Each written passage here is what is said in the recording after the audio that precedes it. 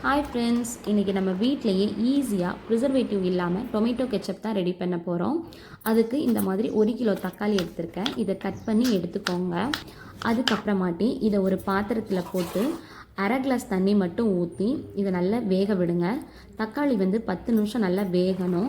இந்த மாதிரி வெந்ததுக்கப்புறம் தக்காளியை மட்டும் தனியாக எடுத்து ஒரு மிக்சி ஜாரில் போட்டுக்கோங்க.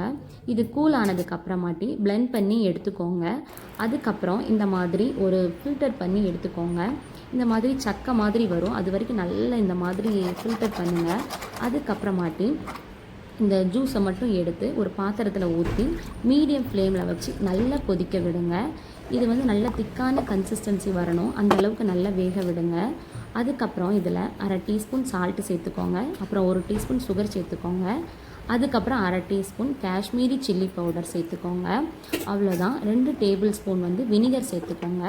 அவ்வளோதான். இதை நல்ல இந்த மாதிரி திக்கான கன்சிஸ்டன்சி வர அளவுக்கு கொதிக்க விடுங்க. நமக்கு டேஸ்டியான ஹோம்மேட் கெச்சப் ரெடி ஆயிடுச்சு. இன்னும் டேஸ்டி ரெசிபீஸ்க்கு சேனலை சப்ஸ்கிரைப் பண்ண மறந்துடாதீங்க. Okay, by.